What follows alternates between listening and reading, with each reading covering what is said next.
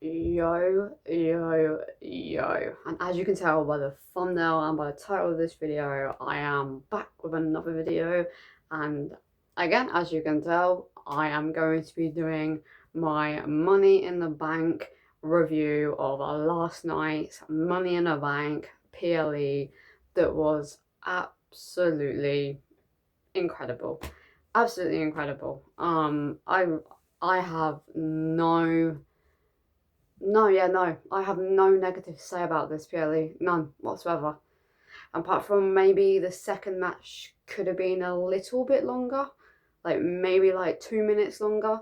But like other than that, there's nothing really personally, in my opinion, anyways. I don't know about you guys, but personally for me, there's no negatives apart from the second match should have maybe been at least like 2 or 3 minutes longer. But like other than that, I haven't really got any negatives to say about this PLE. As much as I was saying in my prediction videos and in my Raw and SmackDown reviews that I wasn't necessarily excited about this PLE, and I had quite like, I didn't have low hopes for it, but I had like medium like hype for it. But I think because I had quite like medium expectations for this PLE, it was way over done for me to make me want to watch this again in the future. That WWE like done everything creative wise so well that my hype for it being medium and having that expectation of it not being so great, what they done with Money in the Bank last night made it elevate up to here instead of being here, and that's exactly what WWE needed to do. So I'm kind of glad that I didn't have like high expectations for this PLE because it made me enjoy it a lot more because I didn't. It's pretty much what I'm getting at.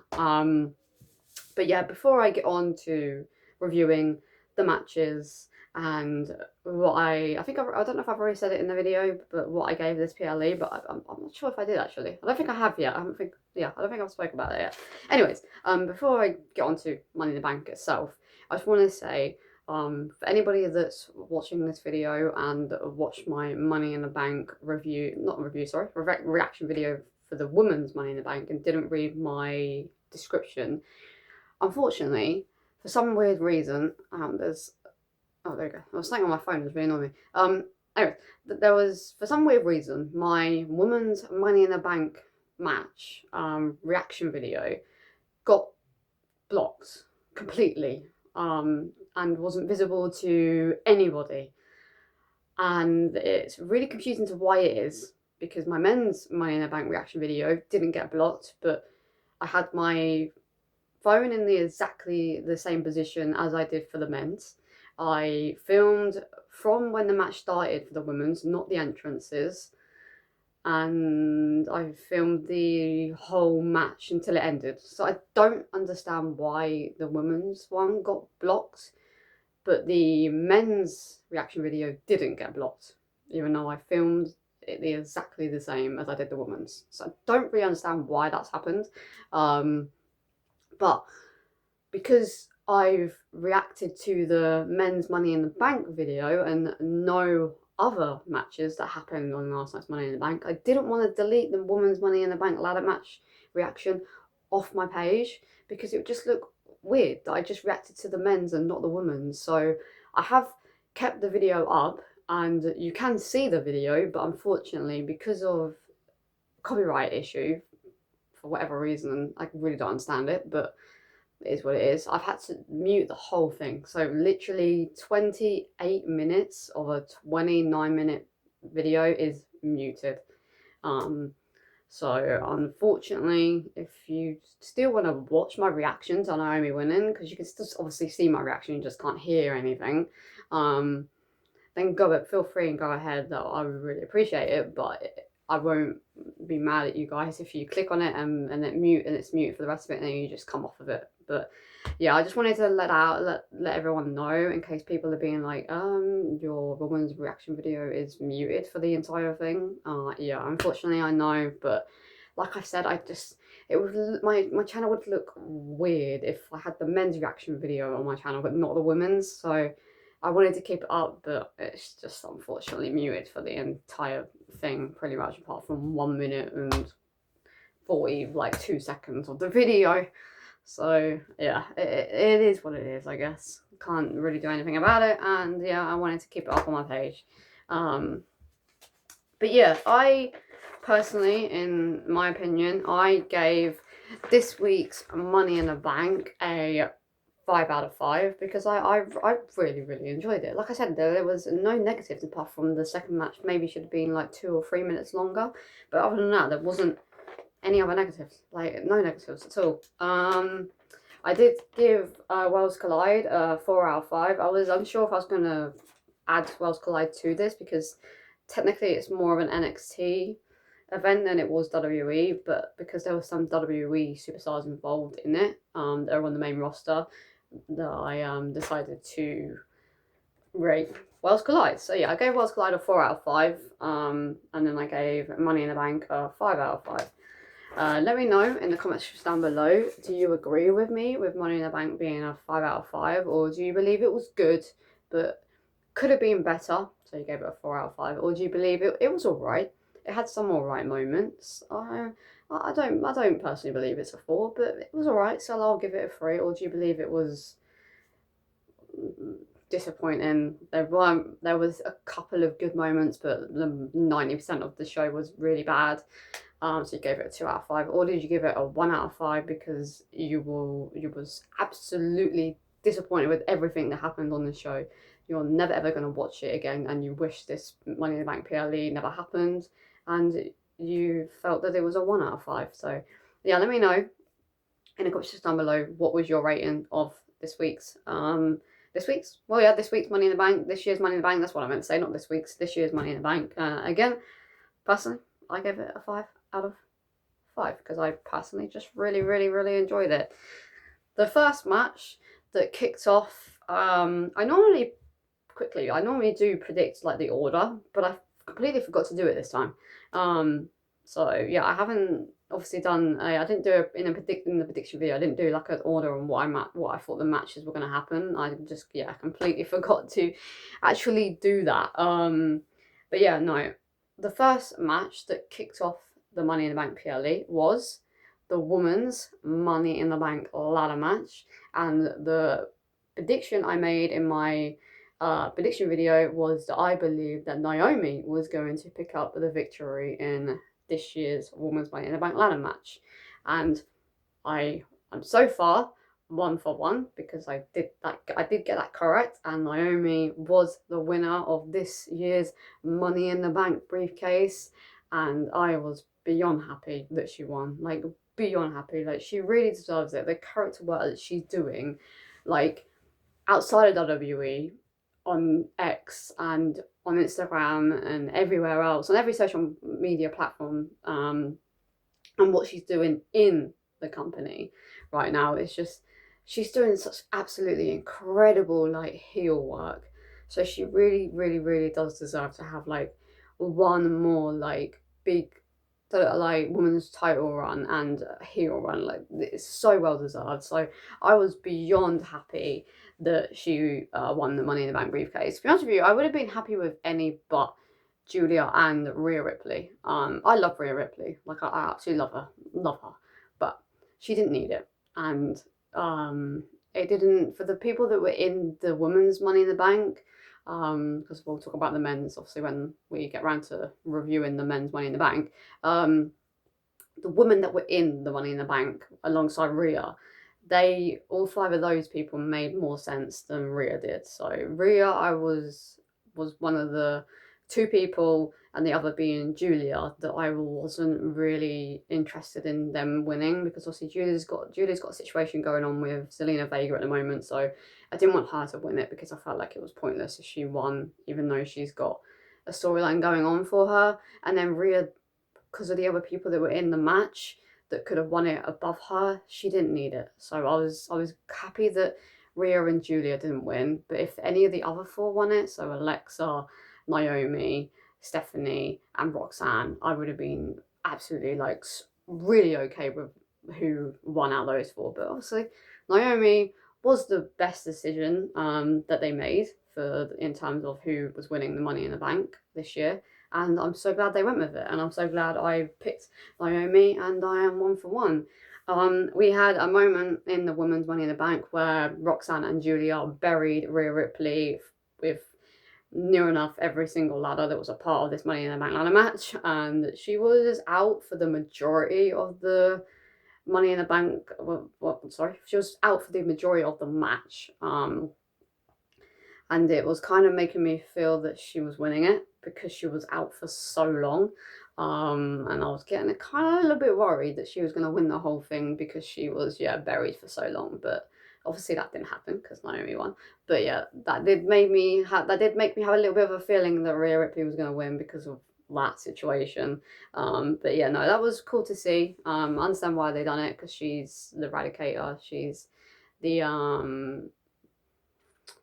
most dangerous one in the match, I guess, in terms of just like strength and everything that comes with being Rhea Bloody Ripley. So it made sense for her to be buried under the ladders. But yeah, it did make me kind of believe that she maybe was winning the whole thing.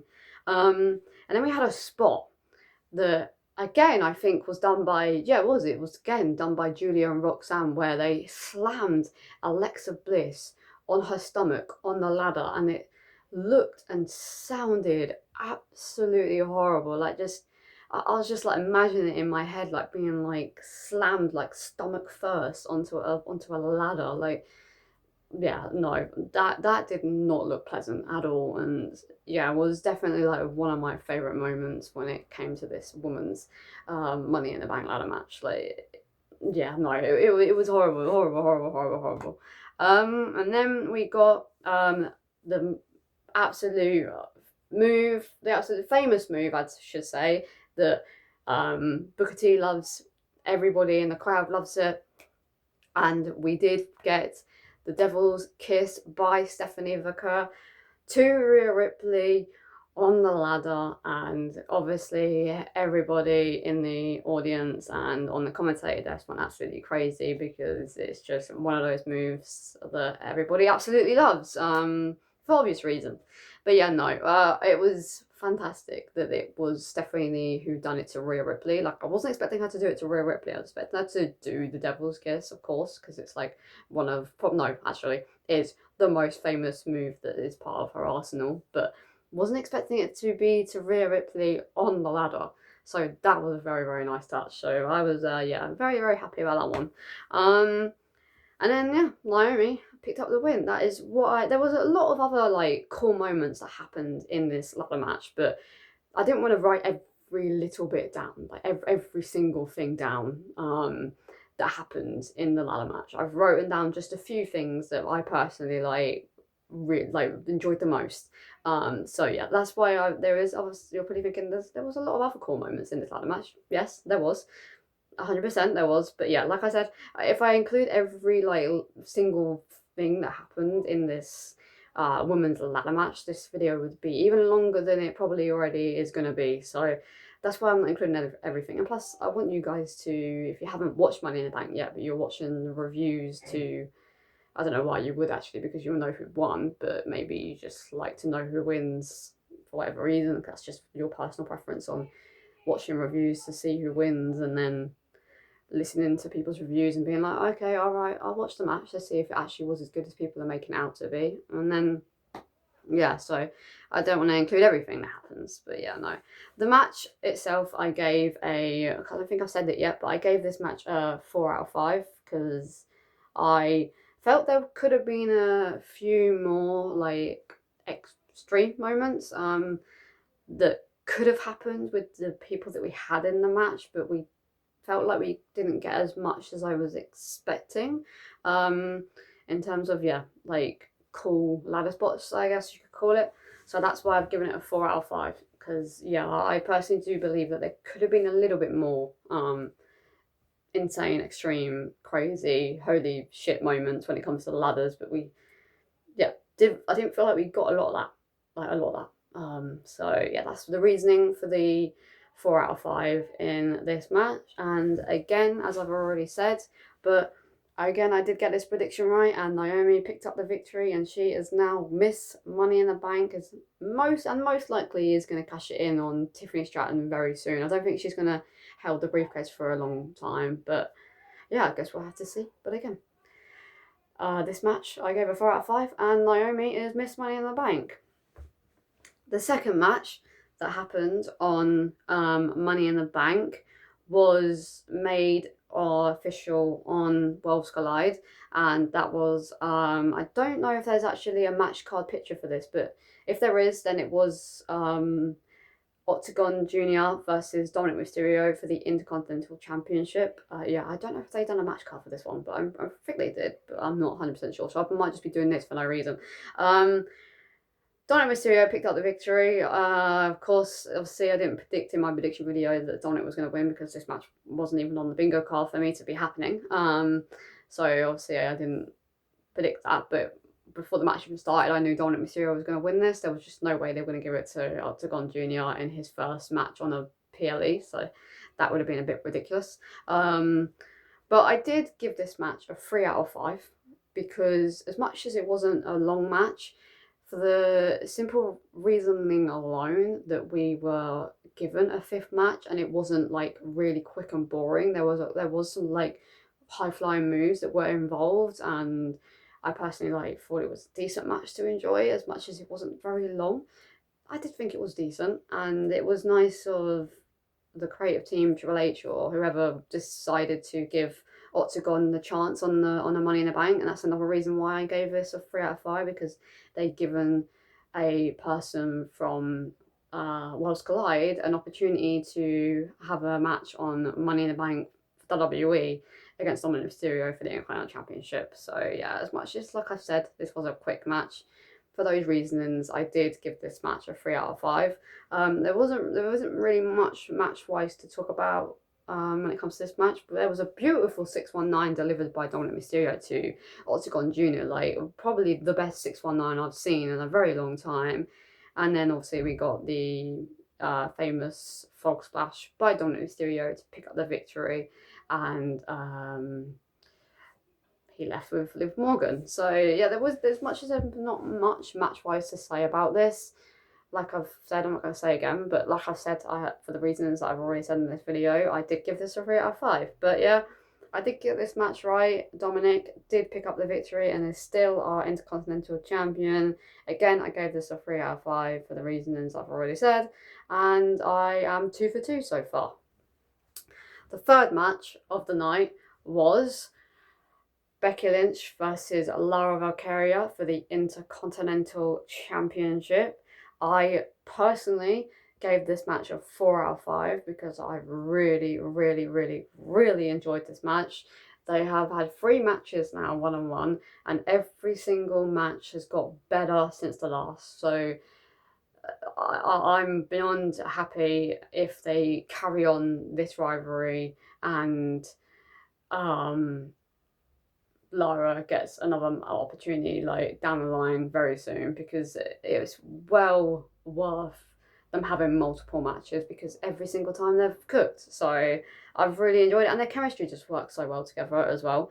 I did predict in my Money in the Bank prediction videos that Becky Lynch was going to pick up the victory so that Lara could still have another match with Becky, because I just didn't think they were going to put Lara Valkyria out of the picture.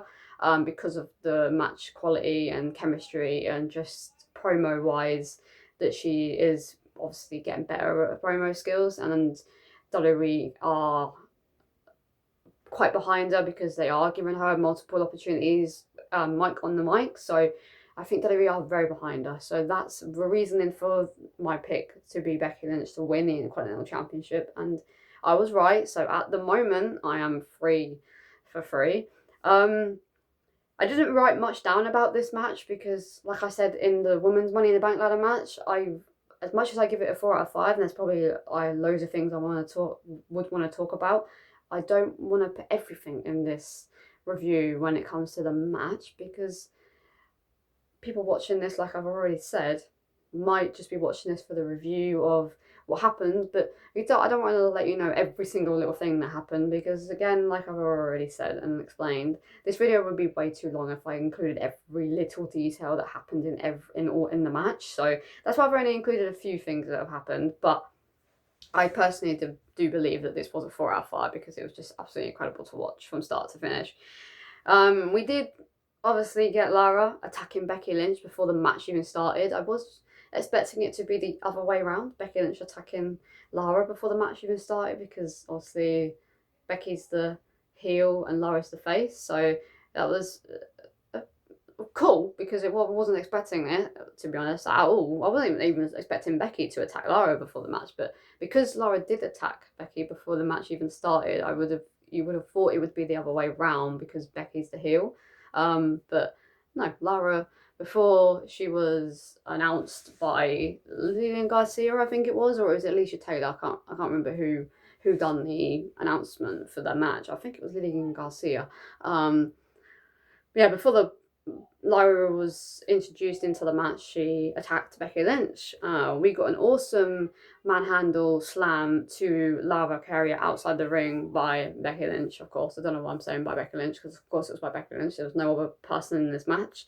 Yeah, we just got the match was just very a brutal match, like very hard hitting punches going on, signatures being done constantly, finishes being done. It was just very incredibly like put together, and like I've said, their chemistry just works. Just works so well together that every match they've had is just cooked and been really, really enjoyable. And it was definitely the right decision for Becky Lynch to win, because that now gives Lara a rematch clause, because of obviously how Becky Lynch picked up the victory by holding Lara's tights. So it does now give Lara that rematch clause, but I do think down the line that Bayley is going to get involved, because she didn't get involved last night, which I found very confusing, because when they kept constantly doing stuff with Becky and Lara, like obviously when Lara lifted up Becky's hand and then she was about to leave, and then she had to do it 4 more times, and then she was about to leave again, and then she had to put the title around Becky's waist. I was like, surely, like, they're doing so many things now, surely Bayley's going to come out at some point. No Bayley again. So I think they really are saving Bayley to nearer the time of Evolution, and then they're going to set it up as a triple threat between Becky Lynch, the champion, Lara Valkyria, and Bayley, because that would be very interesting to see how all 3 of them work together, because obviously Becky and Lara have good chemistry, but do Becky, Lara, and Bayley all together have good chemistry? That will be very interesting to see, and I think it would be a very good match for Evolution to put on as well. So I can definitely see them doing that. And yeah, like I was saying, it was the right decision. 100% the right decision, because I didn't really see anything for Becky if she lost against Lyra. I mean, they could have possibly done Bayley and a Becky Lynch feud. That could have been a possibility, and then Lara could have feuded with like a Stephanie Vaquer or a Rhea Ripley, or who was the other woman's? Oh, Roxanne Perez, maybe. She could have feuded with Roxanne Perez. And then Roxanne Perez could have won the Intercontinental Championship and took it back to the Judgment Day. And then could have... I mean, that could still happen, but I don't see it. I see them carry on this feud with Lara and Becky because of what happened with Lara attacking Becky Lynch last night. So I can definitely see them carrying it on with Bayley getting involved. But yeah, if Lara did win, we were obviously Becky wasn't allowed to have another match with Lara as long as she was champion. So if Becky had lost last night, I definitely do believe that we could have got a rivalry between Bayley and Becky, just 1-on-1 with no title involved, which would be alright, I guess. I would be down for it. And then we probably would have got like Lara, against either Stephanie or Roxanne or Rhea or Don't know who else. Yeah, that's the 3 people I've got on top of my head right now that she could have had a rivalry with. So there was people that Lara could have had a rivalry with, I guess, if she didn't, or even Liv Morgan actually as well, or Raquel Rodriguez.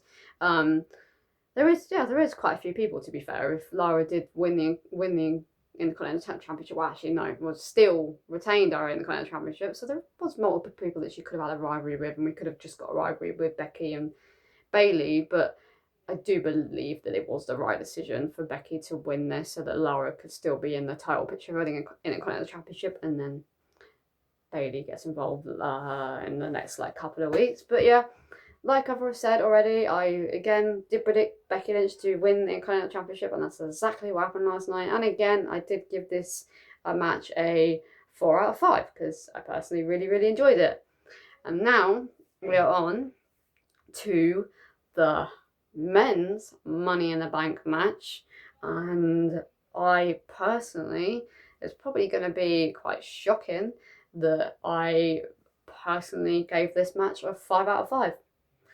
And I was more looking forward to the women's Money in the Bank match because of the people that were in it, but I just felt the men's match delivered way more than the women's match did, so I had to give the men's one a 5 out of 5 because I personally do believe that it was better than the women's Money in the Bank ladder match. And as much as I was complaining about the decisions on who would win this Money in the Bank for the men's side, because all 6 of them, apart from Penta, to me, made sense not to win it. Penta made sense because Penta could have gone to cash in on Dominic Mysterio, Jacob Fatu, Trick Williams, Obafemi, Ethan Page, Jey Uso, or someone else down the line if Jey Uso lost it or something like that. So there was many opportunities for Penta to cash in on so many different people, and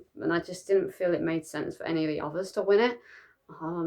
But I did predict in my prediction video that LA Knight was going to pick up the victory because it was his 3rd time being a part of the Money in the Bank ladder match.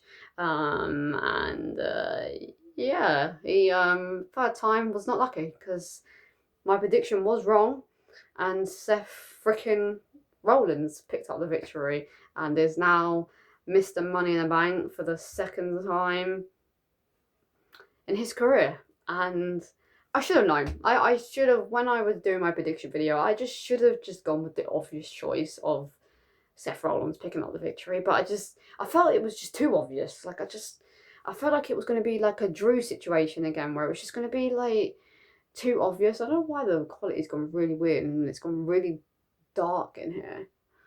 I don't know what the hell's happened. Anyways, I just felt like Seth winning was kind of like Drew winning last year. I just felt like it was way too obvious for Seth Rollins to win it, and I just felt like WWE was trying to be unpredictable with this Money in the Bank, but obviously they weren't, because Seth Rollins is our new Mr. Money in the Bank. That sounds weird. It sounds like I was calling it a championship.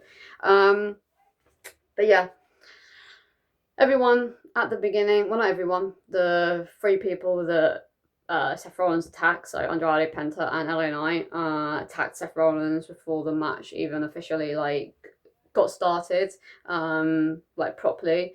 So that was very cool to see all the face talent attack the heel in Seth Rollins because of what he did to them on SmackDown a couple of nights ago. So yeah, I really enjoyed that bit of the match. And then we got so many insane ladder spots in this Money in the Bank's ladder match. So many incredible ladder spots that just made this match so much better than I had expectations for it. I had, like I said at the beginning of this review, I had medium expectations for this Money in the Bank, especially when it came to the men's side of things, but they way over delivered with this men's Money in the Bank especially, and we got absolutely incredible spots happen in this match when it comes to using the ladders for spots. It was so incredible, so incredible. We had a Mexican Destroyer delivered by Andrade to El Grande Americano, which was absolutely insane and looked painful.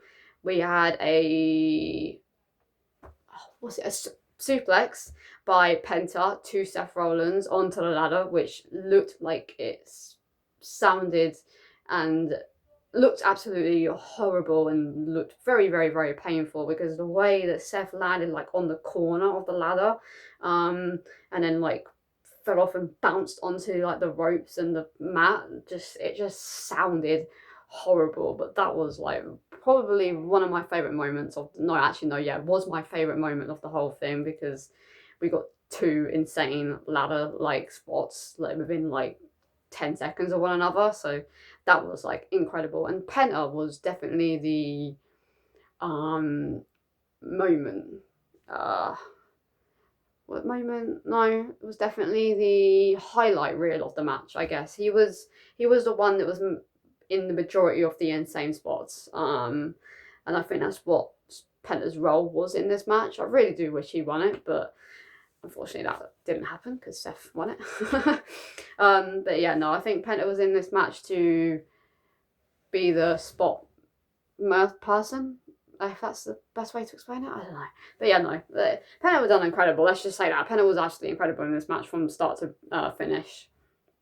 And then we got a Mexican Destroyer again by Penta this time to Andrade. So Andrade took his own finisher, I guess, in a way, that he done earlier on in the match to Andrade Americano, but this time received it by Penta onto the ladder this time though, and the ladder didn't like snap. I was expecting the ladder to like snap in half and then Penta to obviously land like arse first and then Andrade to land on his face, but it didn't snap. It like kind of snapped, like a little bit snapped, and it just, yeah, no, it looked horrible. It looked so painful, like so painful, and the positioning of Andrade was, yeah, a bit mad. But yeah, no, incredible moment. Definitely my second favourite moment of the whole match.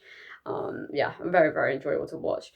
And then we got, well, actually, before we talk about that, Bron Breakker and Bronson Reed got involved, took out everybody. We had we had an amazing, incredible, insane spear to El Grande Americano by Bron Breakker that was absolutely insane. Absolutely insane.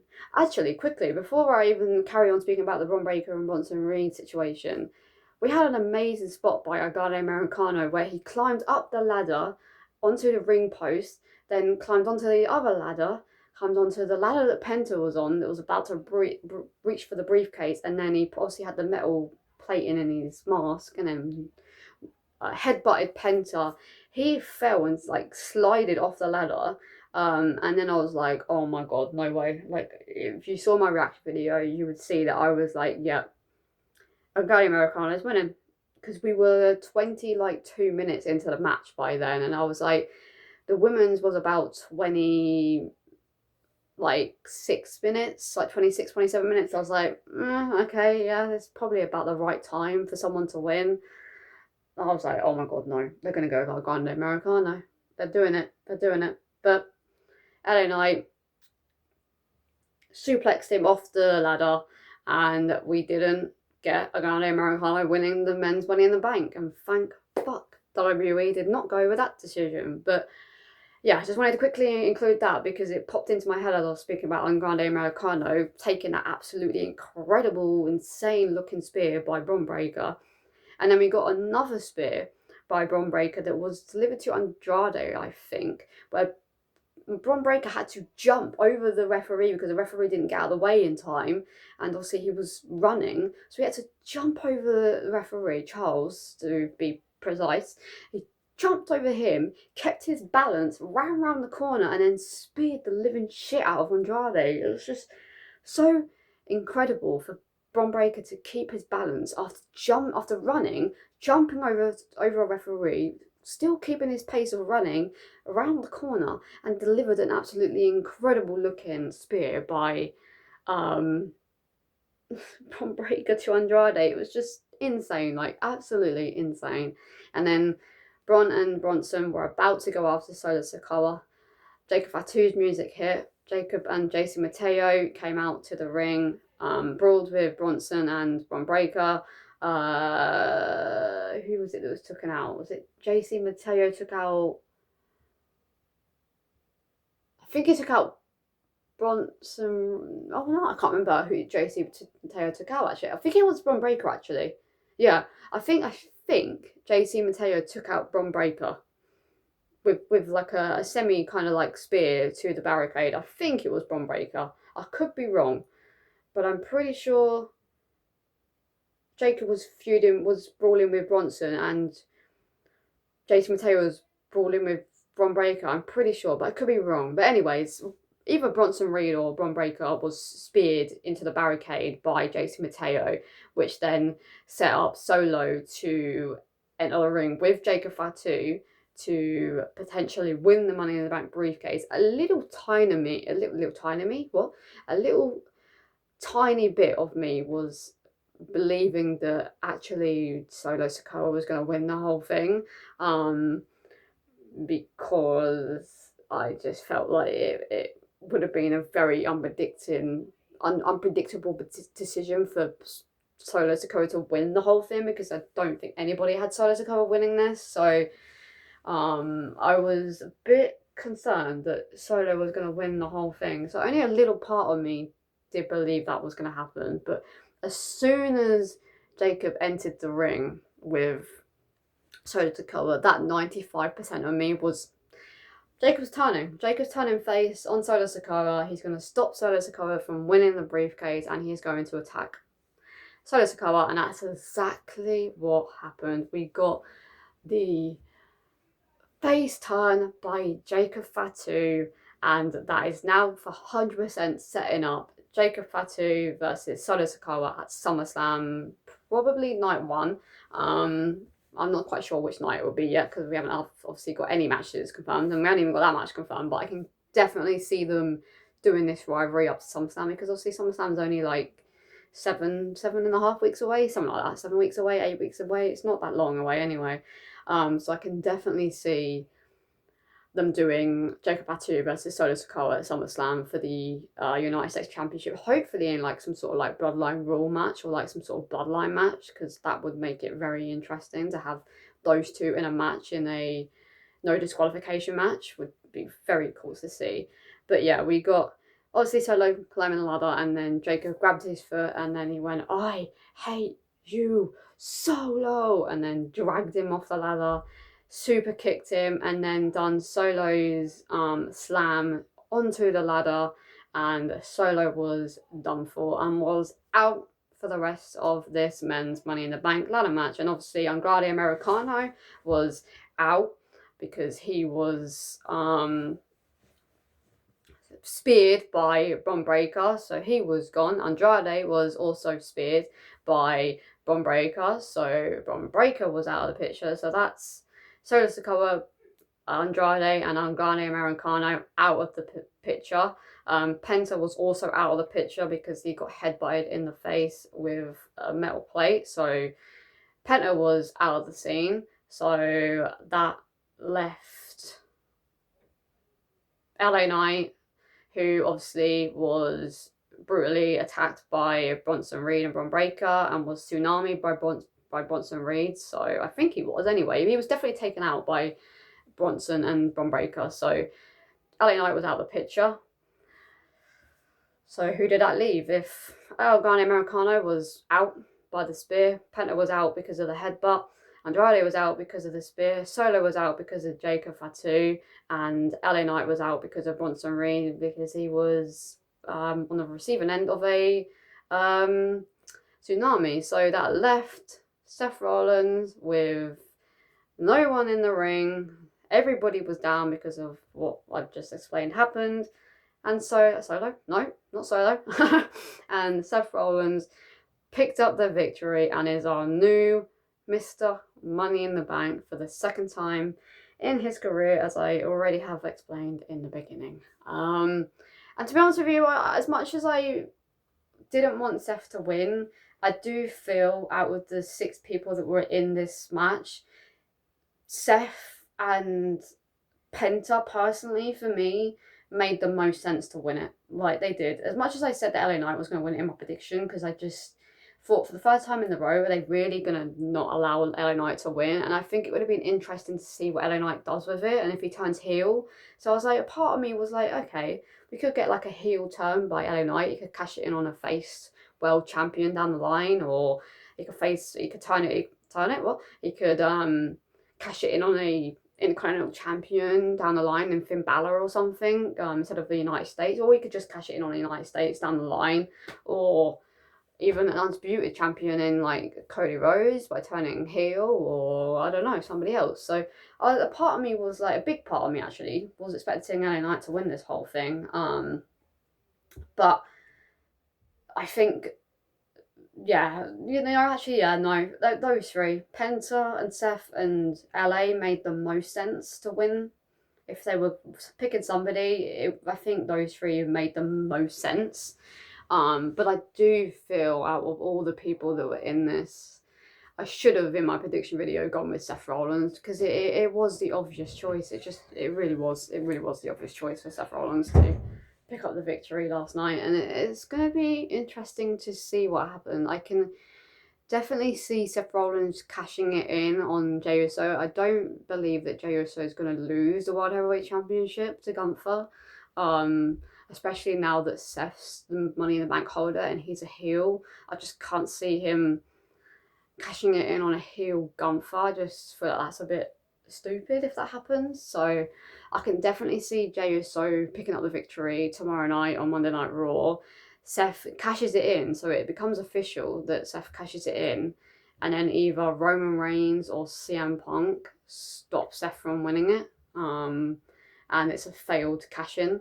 It's going to be a waste of a briefcase if that does happen, because obviously Seth won the briefcase just to cash it in, just for it to be a failed cash-in because of Roman or CM Punk. I feel like if Roman Reigns is the one that stops it from being a successful cash-in, I feel like it will be accepted in the fan base more than if CM Punk was the one to do it, because of Seth and CM Punk having such a long rivalry now, and I'm kind of done with the rivalry, to be honest with you. I kind of want CM Punk to go on and do something else. I wouldn't mind if Roman and Seth still have a rivalry together, and Sammy gets involved with Roman and this whole situation with Bronson and Seth and Paul Heyman. But I kind of want CM Punk out of the picture now and potentially going after John Cena. I just want CM Punk to remove himself from Seth now, because I'm done with the Seth CM Punk feud. It's not doing it for me anymore. So I'm kind of hoping that it's Roman Reigns that stops the successful cash-in by Seth Rollins tomorrow night on Monday Night Raw.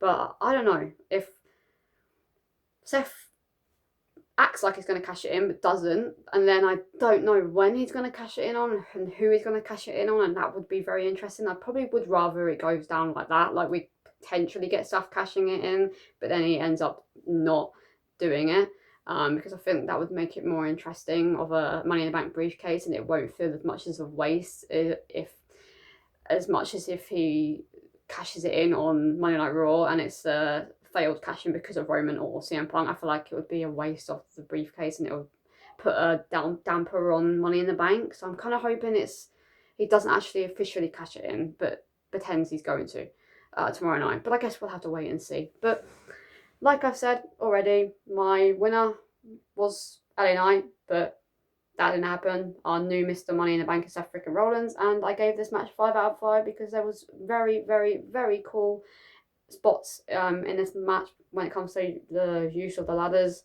We got a face turn by Jacob Fatu, we got amazing spears by Bron Breakker, and I do believe, as much as I didn't want Seth to win, it was the right decision. So yeah, there we go. There's my review on the men's Money in the Bank, and now we are on to the main event of Money in the Bank, and that is the tag team match between Cody Rhodes and Jey Uso versus John Cena and Logan Paul, or Logan Paul and John Cena, if you want me to do it the right way around of who came out first and second and third and fourth.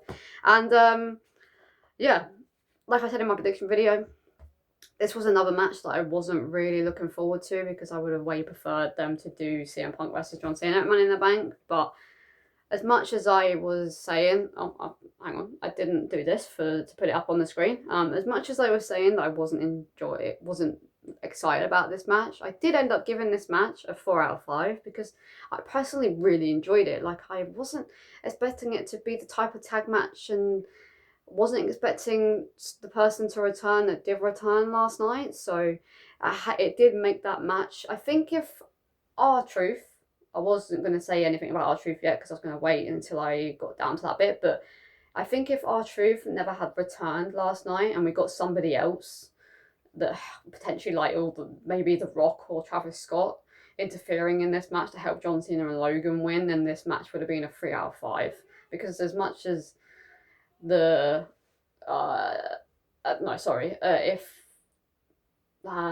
Rock or Travis Scott got involved, it would have made it go from a 4 to a 3. Because match wise, this match was a 3 out of 5. But because it was R-Truth that interfered in this match and not The Rock or Travis Scott is what I was getting at, I gave this a 4 out of 5. So yeah, it was not what I was expecting, let's just say that, at all. But yeah, Jey Uso surprisingly was destroyed and took the bumps for the majority of this match, which didn't really make a lot of sense to me because obviously he's got a match tomorrow night against Gunther for the World Heavyweight Championship, and also Seth just won the men's Money in the Bank briefcase, but Seth didn't come out at all. So it is a bit confusing to me why Jey was the one that took the majority of the bumps in this match and not Cody Rhodes. But yeah, so that was very interesting to see, sorry. Cena and Logan got into it in the ring because they kept tagging each other and they weren't meant to actually like tag each other. They kept tagging each other in and out of the match, and then they got into it by bickering, and that gave Jey the opportunity to tag in Cody Rhodes because of what was going on between what was going on between John Cena and Logan Paul. I don't know why I keep saying, every time I speak about John Cena, I did it in the SmackDown review, every time I spoke about John Cena, I kept saying Jacob Fatu. I think it's because it's the J. This is immediately in my head when I'm about to say the letter J, Jacob Fatu comes into my head. But no, John Cena and Logan were bickering. So yeah, it gave Jey the opportunity to cash in. No, it didn't. It gave Jey the opportunity to tag in Seth. Cody Rhodes, oh my god, it's because I'm talking about bloody Jacob and Seth previous just like 5 minutes ago. Jesus, Mesus.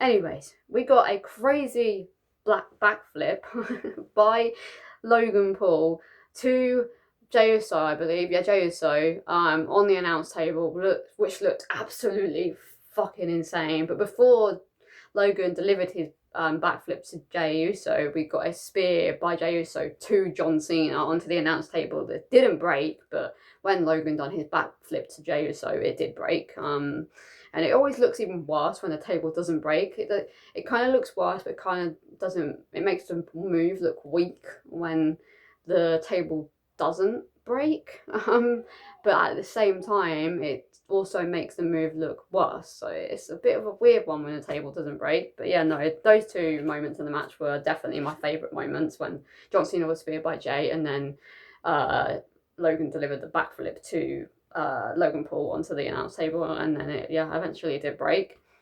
And then we got the return of R-Truth, who now goes by Ron Killings, and apparently it was a decision 72 hours ago, so 3 days ago, to bring back R-Truth. Like, it was only made 3 days before Money in the Bank happened to bring back R-Truth, but he's no longer known as R-Truth. He's now known as Ron Killings, and he didn't come back as the comedic kind of R-Truth. He came back as serious R-Truth. Well, Ron Killings. He came back as like a serious Ron Killings, which is very interesting to see, and I'm very intrigued to see what they do with Ron Killings now, because he's not this R-Truth character. Because obviously the R-Truth character is comedic and funny and gets himself involved in matches that he's not actually involved in and says the most hilarious things. But he's come back, as much as the announced team and as much as everybody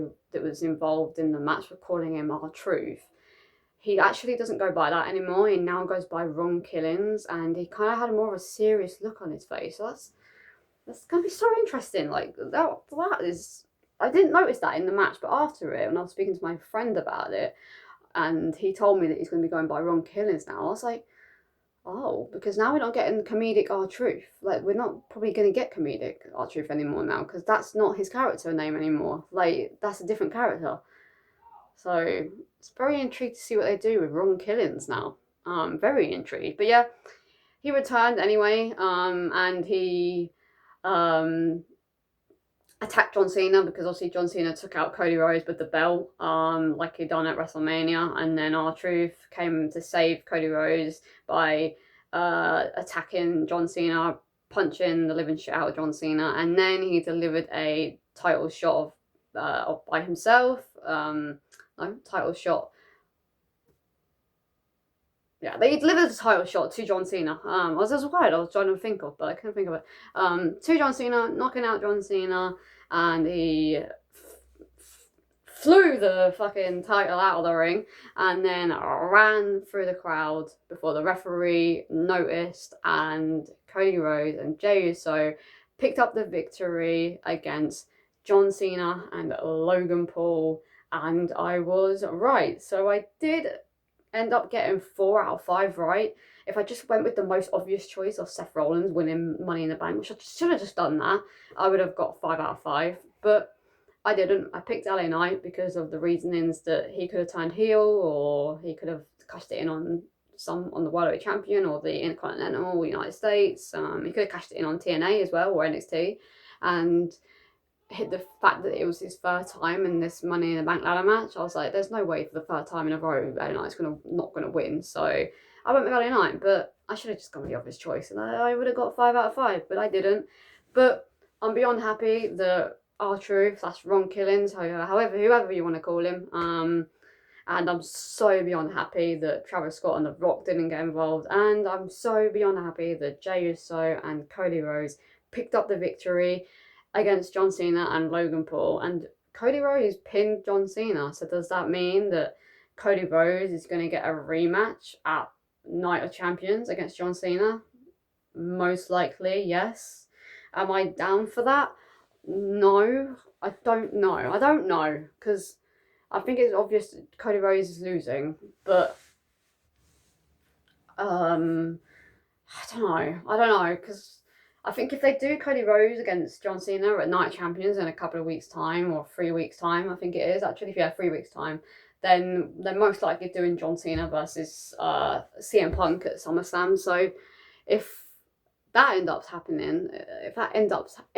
happening with them doing Cody Rhodes and John Cena at Night Champions, and then John Cena and CM Punk at SummerSlam, then I'm down for Cody Rhodes versus John Cena at Night Champions. But if they do Cody Rhodes versus John Cena at Night Champions, and then they also do Cody Rhodes versus John Cena again at SummerSlam, and they do something with CM Punk and Seth Rollins again, I'm going to be so disappointed. But I guess we're going to have to see what happens on Raw tomorrow night, and see what happens in the next few weeks when it comes to Night of Champions matches being made. We do have the King and Queen of the Ring tournament starting on Monday Night Raw tomorrow night. So yeah, that's going to be very interesting to see who's a part of that tournament when it comes to the men's and the women's side of things.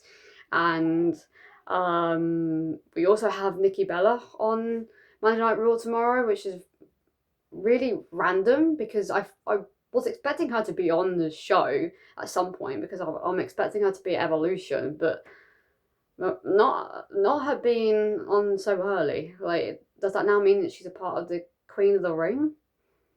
Maybe, possibly. So that's very interesting that we've got Nikki Bella on Monday Night Raw tomorrow night. But anyways, guys, we're not enough about Monday Night Raw, because this is obviously a this is a Money in the Bank review. I did give this show, like I've already shown you guys, I did give the show a 5 out of 5 overall, and my favourite match of Money in the Bank was the men's Money in the Bank ladder match, and I was not expecting me to say that. I was definitely 100% expecting me to say the women's Money in the Bank ladder match was going to be match of the night, but no. Personally, for me, match of the night was the men's Money in the Bank ladder match. So yeah, anyways, guys, this has been my Money in the Bank review. Let me know in the comments just down below what your ratings were of this year's Money in the Bank and what was your guys' favourite match of the whole night. And yeah, guys, this has been Charlie, and I will see you guys in my Monday Night Raw review on Tuesday, because it starts at 1 AM for me in the UK. So yeah, that would be my next video. Peace.